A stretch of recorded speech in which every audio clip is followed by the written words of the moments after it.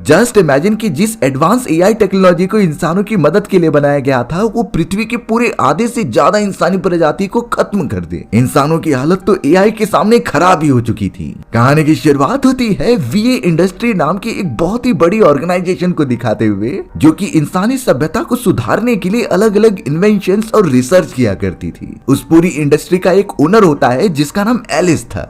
Alice ने अपनी organisation और टीम के साथ मिलकर ऐसी एआई टेक्नोलॉजी बनाई होती है जो इंसानों के काम आ सके। सभी लोग इन एआई टेक्नोलॉजीज का अपने डेली लाइफ में यूज कर सकते थे और अपने काम को आसान बना सकते थे। यही सारा विजन एलिस ने देखा था कि एक समय पर सारी चीजें एडवांस हो जाएंगी। लेकिन प्रॉब्लम की बात ये हो गई कि बहुत सारी कंट्रीज इन सारे एआई रोबोट्स को अपनी जंग में इस्तेमाल करने लगे। सभी दुश्मनों के पास एडवांस रोबोट होने के कारण वो एक दूसरे के ऊपर भारी पड़ते। एक तरीके से सिर्फ चारों तरफ तबाही हो रही थी, वो भी इन एआई रोबोट्स की वजह से। एलिस तो बेचारा चाहकर भी कुछ नहीं कर पा रहा था और इन चीजों को रोकना उसके हाथ में नहीं होता। उसकी ऑर्गेनाइजेशन सिर्फ डीलर्स को वो सारे रोबोट्स प्रोवाइड करती और उसके बदले वो उसे पैसे देते। पर एलिस ने भले ही इसके बदले काफी सारे पैसे लिए हैं, लेकिन वो नहीं चाहता कि उसके बायर्स इस तरीके से उसके रोबोट्स को यूज करें। इस तरीके से तो पृथ्वी का पूरा नेचर तबाह हो जाएगा और एक समय ऐसा भी आ सकता था जहाँ पृथ्वी का वातावरण इंसानों के रहने लायक ही ना रह जाए। इसीलिए अब यहाँ एलिस ने डिसाइड किया कि वो एक ऐसा पावरफुल एआई सिस्टम बनाएगा जो उसके बाकी सारे एआई रोबोट्स को कंट्रोल कर सके। ऐसा करने पर वो कमांड देकर एक ही बार में जंग रुकवा सकता था। एलिस ने तो उस एडवांस सिस्टम पर काम करना भी स्टार्ट कर दिया होता है और उसने बड़े प्यार से पावरफुल एआई सिस्टम का नाम क्रोनोस रखा था। एलिस को अल्टीमेटली यही लगने लगा कि पूरी डिस्ट्रक्शन का काम सिर्फ और सिर्फ ये बुरे इंसान कर रहे हैं, तो ऑब्वियसली इन इंसानों को जीने का कोई भी हक नहीं। इसीलिए अब एलिस का पूरा ध्यान क्रोनोस नाम की उस पावरफुल एआई सिस्टम को बनाने में लग गया। इन चीजों के बारे में एलिस और उसके एक असिस्टेंट डेमिन को पता होता है। उन दोनों ने ये सारी बातें कॉन्फिडेंशियल रखी थी कि किसी को भी ये पता ना चल सके। लगातार अपने एआई रोबोट्स की टेक्नोलॉजी बढ़ाते हुए उसने आखिरकार वैसा एआई क्रिएट ही कर लिया। सिर्फ अब देरी थी तो क्रोनोस नाम के पावरफुल एआई को एक्टिवेट करके बाकी एआई रोबोट्स को कंट्रोल करने की। हमें तो अब दूसरी तरफ एंड्रयू नाम का एक सोल्जर दिखाया जाता है जो कि इतने दिनों बाद काम खत्म करके अपनी मदर वेरोनिका के पास जा रहा था। एंड्रयू बहुत ज्यादा खुश होता है कि वो अपनी मदर के साथ एटलीस्ट टाइम तो गुजार पाएगा। अब जैसे ही एंड्रयू अपनी मदर के घर पर पहुंचा तो वहां पर टीवी ब्लैंक हो जाते हैं और अब अचानक सारे टीवी के ऊपर एक ब्लैक परछाई आने लगी थी। ये ब्लैक परछाई कोई और नहीं बल्कि एलिस ही होता है। एलिस तो टीवी पर आकर सभी को कुछ इंपॉर्टेंट मैसेज देने लगा था कि इंसानों ने पृथ्वी की कभी कदर ही नहीं की। उनके पास एआई रोबोट की सबसे बड़ी देन थी, लेकिन उसका भी यूज उन्होंने जंग में किया। तो इसीलिए अब इंसानों का कोई हक नहीं इन एआई रोबोट्स पर और उन्हें मरना होगा। उस मोमेंट पर ही एलिस ने क्रोनोस नाम का वो एआई इंट्रोड्यूस किया जो कि बाकी एआई को कंट्रोल कर सके। ऐसी कोई भी मशीन नहीं हो सकती है जिसे कि क्रोनोस कंट्रोल ना कर सके।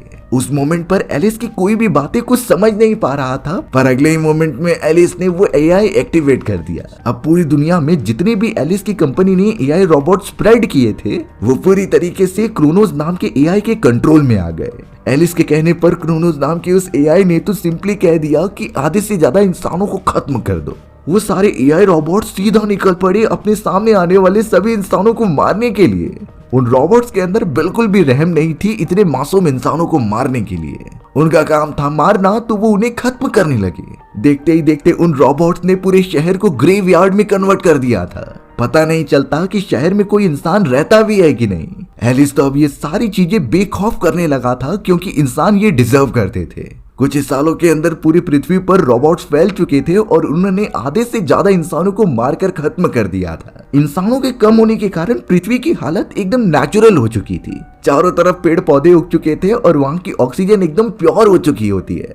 यानी एक तरीके से इंसानों की पॉपुलेशन कम होने के कारण पृथ्वी की कंडीशन पहले से अच्छी हो चुकी है और शायद यही एलिस चाहता था। हमें उस मोमेंट पर दिखाया गया कि कुछ इंसान ऐसे भी हैं जो ग्रुप्स बनाकर रह रहे हैं और एडवांस एआई रोबोट से छुपते हुए अपनी जिंदगी गुजार रहे हैं। बचे हुए इंसानों की हालत तो बद से बदतर हो चुकी थी। लेकिन उस समय पर बचे हुए इंसानों के बीच एक बात होती है कि अरोरा नाम की एक ऐसी जगह मौजूद है जहां पर अभी तक ये एआई रोबोट्स पहुंच नहीं पाए हैं। उस जगह पर कई सारे इंसान एक साथ मिलकर रहते हैं जहां रिसोर्सेज की बिल्कुल कमी नहीं है। तो इसीलिए बाकी बचे हुए इंसान चाहते थे कि वो भी अरोरा नाम की उस जगह पर पहुंच जाएं और वहां अपनी जिंदगी बड़े खुशहाल तरीके से गुजारे। बट कई लोगों को ये तो सिर्फ एक अफवाह लगती थी। अब हमें एंड्रयू नाम का वही आदमी दिखाया जाता है जिसे कुछ समझ नहीं रहा था कि वो इतने सालों तक कैसे जिंदा रह गया। ये भी एक मिस्ट्री है जो कि हमें कुछ समय में पता चल जाएगी। एंड्रयू तो खुद को संभालता है और वहां से धीरे धीरे आगे बढ़ने लगता है। एंड्रयू की मदर और उसकी फैमिली कहां पर चली गई इसके बारे में उसे कुछ नहीं पता होता। अब हमें यहाँ वीए इंडस्ट्री के अंदर एलिस और उसका असिस्टेंट दिखाया जाता है जो अभी भी जिंदा थे, यानी इतने साल बीत जाने के बावजूद भी उनकी कंडीशन वैसी की वैसी ही रहती है। एलिस तो यहाँ अपने असिस्टेंट डायमंड को समझा रहा था कि एंड्रयू नाम का ये लड़का हमारा साथी है। दरअसल बात ये होती है कि ये उनका अंडरकवर एजेंट है जो कि एआई रोबोट की तरह ही काम करता था, लेकिन एंड्रयू के मरने के बाद हमने उसका चेहरा इस रोबोट को दे दिया। यानी कि अब एंड्रयू जो भी कर रहा था वो एलिस के कहने पर ही कर रहा था। यानी रियलिटी में एंड्रयू मर चुका है और उसके अंदर तो सिर्फ एलिस द्वारा बनाया गया एआई रोबोट है। दरअसल एलिस चाहता था कि उसका बनाया गया रोबोट एकदम इंसानों जैसा दिखे, इसीलिए उसने एआई रोबोट के बॉडी पर एंड्रयू की पूरी चमड़ी डाली होती है। एलिस चाहता था कि उसका ये अंडरकवर एजेंट यानी कि एआई रोबोट इंसानों की तरह घुल मिल जाए और उस अरोरा नाम की सीक्रेट जगह को ढूंढ निकाले, क्योंकि एलिस भी मानता था कि अरोरा नाम की वैसी जगह है जहां इंसान छुपकर बैठे हुए हैं और उस जगह पर अब तक उसके बनाए गए रोबोट्स पहुंच नहीं पाए हैं। इसीलिए वो उस जगह का पता लगाकर वहां के सारे इंसानों को खत्म करना चाहता था और ये काम उसने एंड्रयू नाम के अपने इस एआई रोबोट को दिया होता है। अब हमें वही एंड्रयू को दिखाया गया था जिसे अभी तक बिल्कुल पता नहीं होता है कि वो एक रोबोट है। वो तो सीधा फॉरेस्ट के अंदर काफी डरे हुए आगे बढ़ रहा था और चीजें एक्सप्लोर कर रहा था। धीरे धीरे चलते हुए वो तबाह हुए घर के अंदर पहुंच जाता है जिसे ऑब्वियसली रोबोट ने ही तोड़ा होगा। अंदर जाने पर एंड्रयू को कुछ कपड़े मिलते हैं जिसे कि उसने पहन लिया और एक लॉकेट को भी लेकर बाहर आ गया।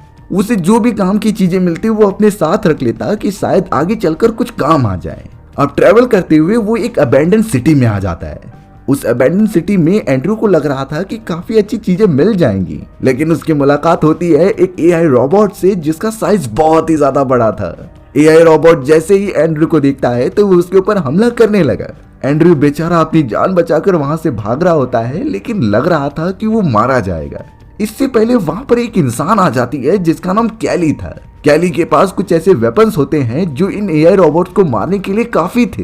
वो उन्हीं में से एक वेपन का यूज करके उस एआई रोबोट के पास फेंक देती है, जिससे उस एआई रोबोट के सिस्टम काम करना बंद कर दे रहे थे। एआई रोबोट्स वहीं पर खत्म हो गया और एंड्रयू की जान भी बच गई थी। लेकिन सच्चाई की बात हमें ये पता चली कि उस एआई रोबोट को एलिस ने ही वहां पर भेजा था और वो जानबूझकर एंड्रयू पर हमला कर रहा था ताकि उसकी मदद करने कोई इंसान आ जाए। कैली वहां पर आ चुकी थी एंड्रयू की मदद करने के लिए और ऐसा ही एलिस चाहता था। कैली तो अब यहाँ साइलेंटली एंड्रयू की मदद करने के बाद अपनी फॉरेस्ट में जाने लगी होती है। एंड्रयू जो कि इतना डरा हुआ था वो तो कैली का पीछा कर रहा होता है, क्योंकि उसे लगने लगा कि यहाँ पर वो सेफ रहेगा।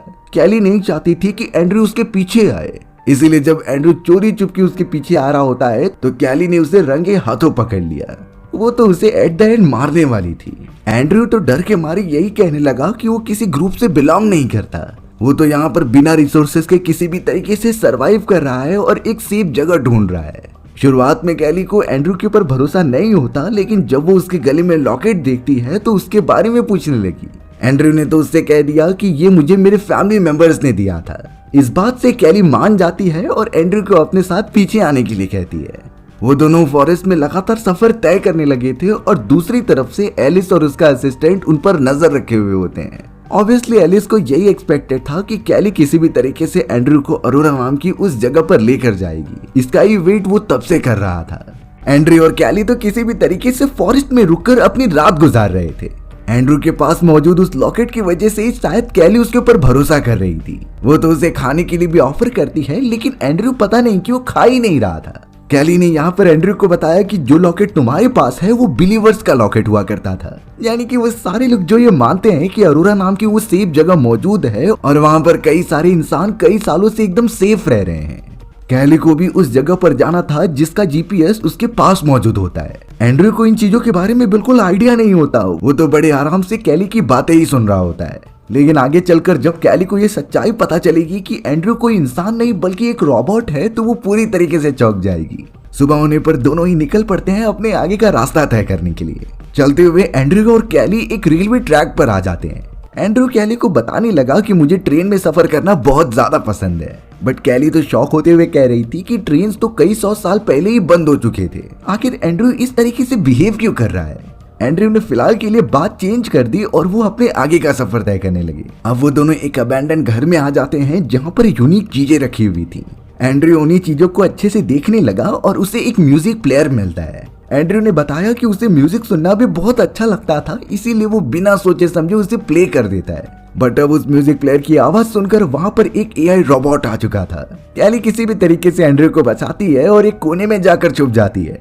वो दोनों वहां पर तब तक छुपे रहे जब तक वो एआई रोबोट वहां से चला नहीं गया, क्योंकि इस समय कैली के पास भी उतने एडवांस वेपन्स नहीं है जिससे कि वो इन एआई रोबोट से फाइट कर सके। थोड़ी देर बाद वो रोबोट तो चला गया था, लेकिन अब कैली को एंड्रयू के ऊपर शक होने लगा। वो जिस तरीके से यहाँ की चीजों की तरफ रिएक्ट कर रहा है, ऐसा लग रहा होता है कि वो इतने सालों से बंकर में था और पृथ्वी पर इतने सालों तक जो भी हुआ उसे कुछ आइडिया ही नहीं है। लेकिन कैली को क्या पता था कि ये सच्चाई तो कुछ ज्यादा ही कड़वी है। कैली ने तो एंड्रयू को समझा दिया कि अगर तुम्हें जिंदा रहना है तो मेरे बताए गए रास्तों पर चलना होगा। कैली ने यहाँ एंड्रयू को भरोसा दिलाया था कि वो सब अरोरा नाम की उस जगह पर पहुंचेंगे। सुबह होने पर वो अपने टारगेटेड लोकेशन की तरफ निकल पड़े थे। साइड बाय साइड हमें दिखाया जा रहा था कि एलिस उनके ऊपर पूरी तरीके से नजर रख रहा है। हमें ये भी पता चलता है कि फॉरेस्ट में हर एक जगह पर एआई रोबोट्स मौजूद हैं जो शायद अरोरा नाम की उसी जगह को ढूंढ रहे थे। कैली तो एंड्रयू को लेकर वहां से सही सलामत चली जाती है। फिलहाल बहुत रात हो गई थी, इसीलिए वो दोनों एक घर के अंदर रुक गए। एंड्रयू ने वहां पर थोड़ी जांच पड़ताल की तो उसे एक कैमरा मिल जाता है। उस कैमरे से वो अपनी और कैली दोनों की बहुत अच्छी अच्छी फोटोज खींच रहा था। ये सारी चीजें जो एक समय पर बहुत ही ट्रेंडिंग चलती थी वो विलुप्त हो चुकी हैं। इसी बात का दुख एंड्रयू को बहुत ज्यादा हो रहा था, क्योंकि उसके लिए तो ये सब कुछ घंटों का ही होता है। उसे क्या पता कि वो एलिस द्वारा बनाया गया एक रोबोट है जो उसकी कही गई बात मान रहा है। अब यहाँ पर कैली एंड्रयू को बहुत सारी बातें अपने बारे में बताती है। उसने कहा कि कई साल पहले जब रोबोट्स ने हम इंसानों को मारना स्टार्ट किया तो वो और उसकी फैमिली एक बंकर में रहा करती थी। प्रॉब्लम तब हो गई जब उसकी बहन एक दिन बंकर से बाहर निकल गई होती है। उन सारे एआई रोबोट्स को हमारे बंकर और लोकेशन के बारे में पता चल चुका था, तो उस जगह पर रहना अब खतरे से खाली नहीं होता। कैली के मॉम एंड डैड इस तरीके से अपनी जान खतरे में नहीं डाल सकते थे सिर्फ और सिर्फ अपनी छोटी बच्ची के लिए, और उन्हें पता था कि इन एआई रोबोट से लड़ना एकदम नामुमकिन है, तो वो अपनी बेटी को वहीं पर छोड़कर चले गए।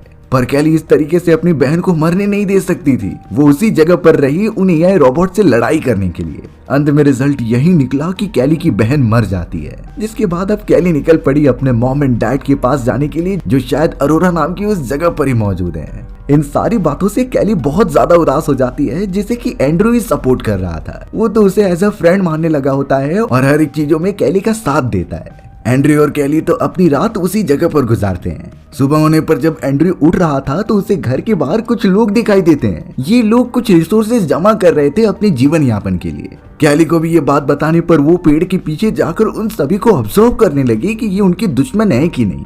अब वो दोनों ये नोटिस कर ही रहे थे, तभी एक लड़की की नजर उनके ऊपर पड़ गई। ये बातें उसने अपने कबीले वालों को बता दी होती है, जिससे कि सभी लोग यहाँ एंड्रयू और कैली का पीछा करने लगे थे। दोनों अपनी जान बचाकर भागते हैं, लेकिन एंड्रयू का पैर फंसने के कारण वो वहीं पर गिर गया था। चौंकाने वाली बात ये हो गई कि कैली एंड्रयू की मदद करने के लिए रुकती ही नहीं, वो तो लगातार अपनी जान बचाकर दूर भागते रहती है। रिजल्ट ये निकला कि वो सारे कबीले वाले एंड्रयू को बेहोश करके उसे पकड़ लेते हैं। शायद वो कबीले वाले एंड्रयू को जान से मारेंगे और उसकी बॉडी को अपने रिसोर्सेज की तरह यूज करेंगे। दूसरी तरफ कैली को किसी भी तरीके से अपने मॉम एंड डैड के पास पहुंचना था और वो उसी प्लान की तरफ आगे बढ़ने का डिसाइड करती है। पर जैसे ही कैली ने अपनी और एंड्रयू की वो फोटोग्राफ्स देखे तो उसे कुछ अच्छा नहीं लग रहा था। उसे ऐसा फील होता है कि उसने एंड्रयू को धोखा दिया है, इसीलिए अब ना चाहते हुए भी वो एंड्रयू के पास आती है उसे बचाने के लिए। कैली एंड्रयू को आजाद कर ही रही थी, पर अब कबीले के लोग उसे देख लेते हैं, जिससे कि कैली को भी बंदी बना लिया गया। वो सभी कैली से जबरदस्ती करने लगे और उसे मारने लगे। ये चीजें बिल्कुल भी एंड्रयू सह नहीं पाता और वो बहुत ही ज्यादा दम लगाकर अपने आप को आजाद कर देता है। उसने तो उन कबीले वालों को मारना भी स्टार्ट कर दिया, क्योंकि वो नहीं चाहता कि कोई भी कैली को चोट पहुंचाए। एंड्रयू ने बहुत बहादुरी से उनका सामना किया, लेकिन उस कबीले का लीडर उसके ऊपर पीछे से हमला करने चला गया। कबीले के लीडर ने एंड्रयू को काफी घायल कर दिया, पर अच्छी बात यह होती है कि कैली ने पीछे से तीर मारकर उस लीडर को खत्म कर दिया होता है। अब उन्हें खतरा तो नहीं था, लेकिन एंड्रयू बहुत घायल हो चुका होता है। कैली किसी भी तरीके से एंड्रयू को उठाकर एक सेफ जगह पर लेकर जाती है और उसे वहां रख देती है। इस मोमेंट पर एंड्रयू को एक अजीब तरीके का विजन आ रहा था। वो तो एक ग्रेव यार्ड को देखता है जहाँ कई सारे ग्रेव्स मौजूद थे और वो उस जगह पर ट्रेवल कर रहा था। यहाँ रियलिटी में कैली काफी ज्यादा रो रही होती है क्योंकि उसे समझ नहीं रहा होता कि एंड्रयू को कैसे बचाए। अब उसे लगने लगा कि एंड्रयू मर चुका है, इसीलिए वो उसकी जैकेट को ओपन करती है और यहाँ पर कैली ने जो देखा उससे वो पूरी तरीके से दंग रह गई। सच्चाई ये थी कि एंड्रयू की बॉडी पर बहुत सारे मैकेनिकल पार्ट्स लगे हुए थे, यानी एंड्रयू एक रोबोट है। इस बात की सच्चाई कैली को चल चुकी है। वो बहुत रोने लगी और उसे ऐसा ही लग रहा था कि एंड्रयू ने उसे धोखा दिया है। वो तुरंत ही वहां से कहीं फॉरेस्ट में भाग गई। एंड्रयू भी जब अपनी रोबोटिक बॉडी को देखता है तो वो भी इसे एक्सेप्ट नहीं कर पा रहा था, यानी वो इतने समय से सिर्फ और सिर्फ धोखे में मौजूद है। अब एक बार फिर यहाँ एंड्रयू को विजन आते हैं और वो अपने आप को ग्रेव यार्ड में पा रहा था, लेकिन वो एक ग्रेव के पास जाता है जो और किसी का नहीं बल्कि उसका ही था, यानी कि एंड्रयू जो इंसान था वो बहुत पहले मर चुका है। अचानक से अब एंड्रयू के पास एक रोबोट आया और वो वहीं पर बेहोश हो गया। थोड़े समय बाद जब एंड्रयू अपनी आंखें खोलता है तो वो एक लेबोरेटरी में अपने आप को पा रहा था। उस लेबोरेटरी में काफी सारे एक्सपेरिमेंट किए जा रहे होते हैं और उसकी बॉडी पर भी चेकअप चल रहे थे। तभी एंड्रयू के सामने एलिस का असिस्टेंट डेमिन आ जाता है। डेमिन ने तो एंड्रयू को सब बताया कि तुम्हारे मरने के बाद हमने एआई रोबोट के अंदर तुम्हारा सबकॉन्शियस माइंड डाल दिया था, जिससे कि इस एआई रोबोट के अंदर तुम्हारी सारी यादें और सोचने की क्षमताएं मौजूद है और ये सब इसीलिए किया गया ताकि तुम अरोरा प्लेस के बारे में जानकारी इकट्ठा कर सको। इसीलिए अब डेमिन उसके सबकॉन्शियस माइंड पर कंट्रोल करके अरोरा की लोकेशन पता करना चाहता था, बट एंड्रयू को अपने दिमाग पर कंट्रोल होता है। वो डेमिन को बिल्कुल भी एक्सेस नहीं देता कि वो इसके अंदर घुसकर सारी इंफॉर्मेशन ले सके, लेकिन डेमिन ने यहाँ कैली को पकड़वा लिया था अपने एक एआई रोबोट को बोलकर अगर एंड्रयू से इंफॉर्मेशन नहीं देगा तो वो कैली को मरवा देगा। इसी वजह से एंड्रयू को ये करना ही पड़ता है। डेमिन तो अब उसके दिमाग का एक्सेस लेके सारी इंफॉर्मेशन लेने लगा। अब यहाँ एंड्रयू के सबकॉन्शियस माइंड में उसे अपनी मदर दिखाई देती है। वो अपनी मदर के पास बैठकर बहुत सारी बातें कर रहा था, जहां उसकी मदर समझाती हैं कि इंसानों की असली पहचान उसकी बॉडी से नहीं बल्कि उसके सोच से होती है, जो रोबोट्स के पास नहीं होती। एंड्रयू की मदर को उसके ऊपर पूरा भरोसा था कि वो जो भी करेगा अच्छा ही करेगा, सिर्फ उसे अपने दिल और दिमाग से काम लेना है कि वो किस तरीके से डिसीजन ले रहा है। अपनी मदर के जाने के बाद एंड्रयू ने कैली के विजन देखना स्टार्ट कर दिया, जहां पर वो लोग साथ मिलकर अच्छी तरीके से एंजॉय कर रहे होते हैं। साफ साफ देखा जाए तो एंड्रयू को कैली से प्यार हो चुका होता है, जो कि अब तक उसे बता नहीं पा रहा था। ये सारे विजन बाहर निकाले गए उसके सबकॉन्शियस माइंड में चल रहे होते हैं, तो कैली ने भी ये चीजें देख ली होती हैं। उसे भी समझ गया कि एंड्रयू उससे कितना प्यार करता है। भले ही एंड्रयू की बॉडी एक रोबोटिक है, लेकिन उसके अंदर जो दिमाग और सोचने की क्षमता है वो इंसानों वाली थी। कैली को जो लग रहा होता है कि एंड्रयू ने उसे धोखा दिया, तो वो उसके लिए उसे माफ कर देती है। लेकिन यहाँ डेमिन नहीं समझ पा रहा था कि एंड्रयू के दिमाग को एक्सेस कैसे किया जाए। वो तो समय के साथ और ज्यादा स्ट्रॉन्ग होता जा रहा था। इसीलिए अब गुस्से में आकर डेमिन ने उसके दिमाग में एक अलग ही प्रोग्राम फिट कर दिया। डेमिन तुरंत ही अपने एआई रोबोट्स के साथ उस लेबोरेटरी से तुरंत ही निकल जाता है। कैली को लगा कि वो सब बच गए, पर एंड्रयू अब धीरे धीरे उठता है, जिसके बिहेवियर में पूरी तरीके से चेंजेस आ चुके थे। एंड्रयू तो एकदम पागल होकर कैली का गला दबाने लगता है और उसे मारने की कोशिश करता है, लेकिन कैली यहाँ पर एंड्रयू को एहसास दिलाती है और उसे किस भी करती है। इस पूरी चीजों की वजह से एंड्रयू को सब कुछ याद आ गया था। वो वापस से नॉर्मल हो जाता है और कैली की मदद करता है वहां से निकलने के लिए। डेमिन ने यहाँ से जाते समय लेबोरेटरी का सेल्फ डिस्ट्रक्शन मोड ऑन कर दिया था, यानी कुछ देर के अंदर ये लेबोरेटरी पूरी तरीके से ढह जाएगी और डिस्ट्रॉय हो जाएगी। कैली तो बेहोश हो चुकी थी, इसीलिए अब एंड्रयू कैली को संभालता है और उसे किसी भी तरीके से बाहर लेकर आता है। एंड्रयू को भी नहीं समझ रहा था कि आखिर इसके आगे कहां जाए। वो सिर्फ और सिर्फ फॉरेस्ट में आकर एक सेफ जगह ढूंढ लेता है। थोड़ी देर में जब कैली को होश आया तो वो एंड्रयू का शुक्रिया अदा करती है, पर अफसोस उसका जो जीपीएस डिवाइस था जिसकी मदद से वो अरोरा तक पहुंच सकते थे, वो गुम हो चुका होता है।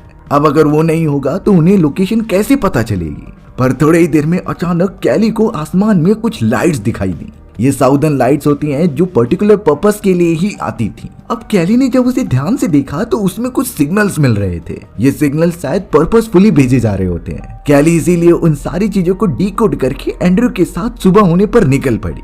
लगातार कई घंटों तक ट्रेवल करने के बाद आखिरकार वो फॉरेस्ट के अंदर कई सारे बड़े बड़े फेंसिंग्स को देखती है। उन दोनों को अब शायद बहुत ज्यादा खुशी हो रही थी, क्योंकि शायद यही अरोरा प्लेस है और ये सबसे सेफ जगह होगी जहाँ इंसान एकदम आराम से रह सकते हैं। कैली और एंड्रयू जब दरवाजे को ओपन करके उस छोटे से टाउन के अंदर जाते हैं तो उन्हें वहां पर कोई भी नहीं दिखाई दे रहा था। चारों तरफ टाउन में घूमने के बावजूद भी उन्हें एक इंसान नहीं मिलता। इस बात से कैली बहुत ही ज्यादा टेंशन में आ गई कि आखिर सभी लोग कहाँ चले गए। टाउन के एकदम बीचों बीच रोबोटिक बिल्डिंग मौजूद होती है जो शायद उन एआई रोबोट्स का अड्डा हो सकती थी। यानी कि अब कैली को भरोसा होने लगा कि अरोरा नाम की वो जगह एग्जिस्ट ही नहीं करती और जो बचे हुए लोग वहाँ आराम से रहा करते थे उनके बारे में भी कुछ नहीं आइडिया। कैली एकदम से रोने लगी अपने मॉम एंड डैड के लिए और वो तो अपना लॉकेट भी निकाल कर फेंक देती है। इस क्रिटिकल मोमेंट पर एंड्रू ही कैली को संभाल रहा था क्योंकि वो बहुत कमजोर हो चुकी है। बट अगले ही मोमेंट में वहाँ एंट्री होती है डेमिन की। दोनों ने डेमिन के ऊपर गन पॉइंट करके रख दिया क्योंकि इन सारी चीजों के पीछे शायद डेमिन ही हो सकता है। डेमिन ने तो यहाँ कैली से साफ कह दिया था कि हमने जानबूझकर एंड्री नाम के उस एआई रोबोट को तुम्हारे साथ भेजा होता है सिर्फ और सिर्फ ये पता करने के लिए कि अरोरा नाम की वो जगह कहाँ पर है। लेकिन जब ये कंफर्म हो गया है कि अरोरा नाम की वो जगह है ही नहीं तो अब सब इंसानों को मरना होगा। डेमिन की एक कमांड देने पर कई सारे एआई रोबोट वाले ड्रोन्स चारों तरफ फैल जाते हैं। उनके अंदर बहुत सारे बॉम्ब्स लगे हुए थे जो वो ऊंचाई से नीचे फेंक रहे होते हैं। चारों तरफ एकदम से तबाही होने लगी थी, इसीलिए एंड्रयू कैली को लेकर वहां की एक गुफा के अंदर चला गया। उन्हें लग रहा होता है कि यहाँ पर वो सेफ रहेंगे,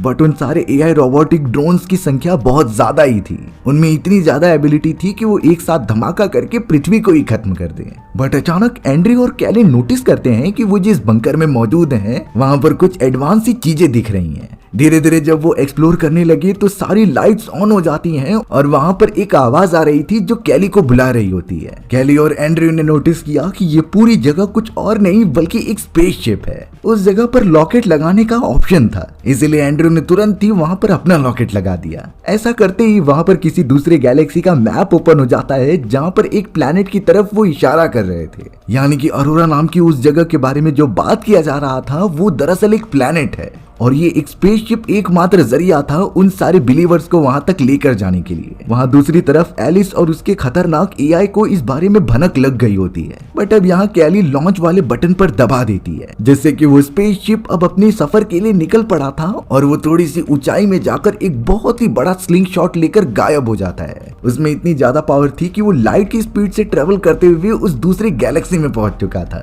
वहां पर इतने सारे एआई ड्रोन रोबोट्स मौजूद थे पर वो उसका कुछ भी नहीं कर पाए। हाइपर ड्राइव से लगातार ट्रैवल करते हुए वो अरोरा प्लैनेट तक पहुंच भी जाते हैं। ये अरोरा प्लैनेट तो एकदम पृथ्वी जैसा था जो इंसानों के रहने के लिए एकदम बेस्ट प्लेस होता है। सभी इंसान जो बचे हुए थे वो इसी प्लैनेट पर आकर रहने लगे थे। लेकिन अब एलिस और उसके एआई सिस्टम को पता चल चुका होता है कि वो लोकेशन कहां पर है। यानी अब वो अपने पूरे रोबोट्स को लेकर उस गैलेक्सी में जाएगा जहां पर वो अरोरा प्लैनेट पर भी हमला करके कब्जा कर लेगा। इन चीजों के बारे में कैली और एंड्रयू को पता था, इसीलिए अब वो एलिस और उसके सारे एआई रोबोट्स के साथ जंग करने के लिए तैयार हो जाते हैं और हमारी भी कहानी इसी तरीके से यहीं खत्म हो गई। सो व्यूअर्स, आपको ये स्टोरी कैसी लगी कमेंट सेक्शन में बताना भूलना मत। और अगर आपको मेरा एक्सप्लेनेशन 1% भी अच्छा लगा होगा ना तो वीडियो को लाइक एंड चैनल को सब्सक्राइब जरूर कर देना। मिलते हैं इसी तरीके की मजेदार वीडियोस में, तब तक के लिए बाय बाय।